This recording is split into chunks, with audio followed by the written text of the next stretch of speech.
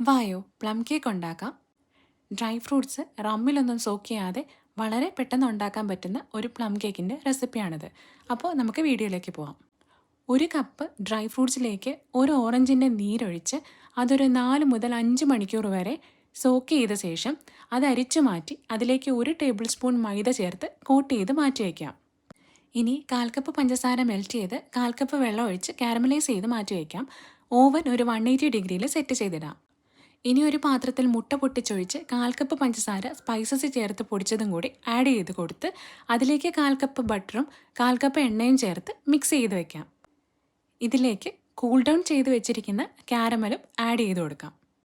ഇതൊന്ന് മിക്സ് ചെയ്ത് 1 cup self raising flour ബാച്ചായി ആഡ് ചെയ്ത് സ്പാച്ചുല കൊണ്ട് ഫോൾഡ് ചെയ്തെടുക്കാം. ഇനി ഇതിലേക്ക് നമ്മൾ മാറ്റി വെച്ചിരുന്ന ഡ്രൈ ഫ്രൂട്ട്സും ആഡ് ചെയ്ത് ആവശ്യത്തിന് വാനില എസൻസും ആഡ് ചെയ്ത് കൊടുക്കാം.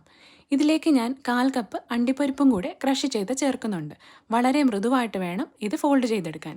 തിക്നെസ് വളരെ കൂടുതലാണെന്ന് തോന്നിക്കഴിഞ്ഞാൽ ബാക്കി വന്ന ഓറഞ്ച് ജ്യൂസും ഈ സമയത്ത് ചേർത്ത് ഫോൾഡ് ചെയ്തെടുക്കാം. ഇതൊരു തിക്ക് ബാറ്റർ ആയിരിക്കും.